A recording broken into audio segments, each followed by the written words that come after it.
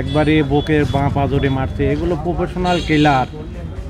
আমার মনে হয় এগুলো আওয়ামী লীগের, ছাত্রলীগের এরা ক্যাডার বাহিনী। আমি তো আমার ছেলেকে কোনোদিন কোথাও বেয়াদবি করতে দেখি নাই।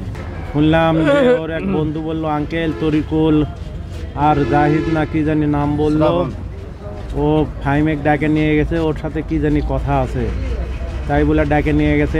আমি সাথে ছিলাম, আমাকে সরে দিছে করে। আমার নাম্বারে আমার ছেলের এক ফ্রেন্ড ফোন দিল, দিয়ে বলল, আঙ্কেল ফাইমেক আমরা মোহাম্মদ আলী নিয়ে আসছি, ফাইমেক কে জানি ঢেল মারছে না কি হচ্ছে, আর গোটা শরীর রক্ত দিয়ে মাখানো। হ্যাঁ, তখন আমি আবার বললাম, আমাকে ওই বন্ধু বলল যে দেখেন ফাইমের নাম্বারে আপনি ফোন দেন। আমি ওর নাম্বারে ফোন দিলাম, তখন ওর আরেক বন্ধু ধরলো, বললো, আঙ্কেল মোহাম্মদ আলীর থেকে মেডিকেলে নিয়ে যাচ্ছি, ওর গোটাল শরীর রক্ত দিয়ে মাখানো, বোঝা যাচ্ছে না কোথায় কি হচ্ছে।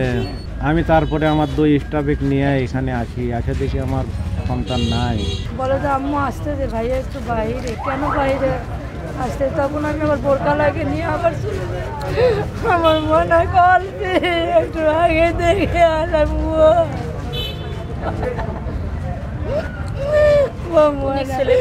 আমার কোচিং থেকে বের হয়ে 10 মিনিটের মধ্যে আমার মনে খায়া নিল রে। আমি কোচিং থেকে তাদের কঠিন বিচার চাই। আমি কঠিন বিচার চাই, তার ফাঁসি চাই রে। আমার মনে যায় খায়া নিস, আমি সহজে মানে নেব না।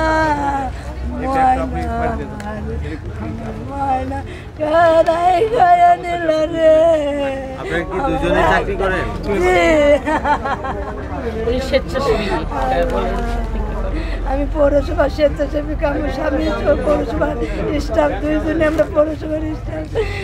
মোহাম্মদ মুনতাসির, শাম এবং ফাহিম। কোন ক্লাসে পড়তো? ক্লাস নিউ 10, ফয়জুল্লাহ স্কুলে পড়তো। আমার সন্তান গ্রামের বলে সবার কাছে ভালো সন্তান ছিল, তারা সবাইকে বলতো, সবাই আমাকে বলতো যে তোমার একটা ছেলে আছে, কারোর সাথে বেয়াদবি করে না। তাহলে আমার ছেলে কেন এই হত্যা, কেন এই ষড়যন্ত্র, এর দৃষ্টান্তমূলক বিচার চাই। মানুষ সবাই জানে, আমার স্বামীরও প্রশংসা করছে, আমার ছেলেরও প্রশংসা করছে। আল্লাহ এতটুকু থেকে আমার সবাইকে সালাম দেয় রে।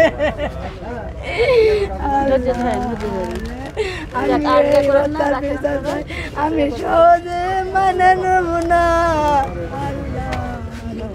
আমি ফাঁসি চাই, যারা যারা ষড়যন্ত্র করে মারছে, আপনাদের কাছে আকুল আবেদন। ইতিমধ্যে জেনেছেন যে ফয়জুল্লাহ স্কুলের 10ম শ্রেণীর ছাত্র ফাহিমকে কে বা কারা চাকু মেরে তাদেরকে রাস্তার পাশে ফেলে দিয়ে যায়।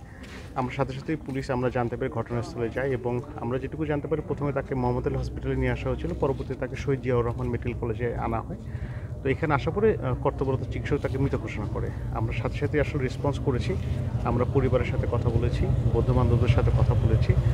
আর আমাদের কাছে কিছু তথ্য আছে, কিন্তু তদন্তের স্বার্থে এই মুহূর্তে আমরা কিছু বলবো না, যেহেতু মিডিয়াতে অনেকেই অপরাধী জেনে যেতে পারে।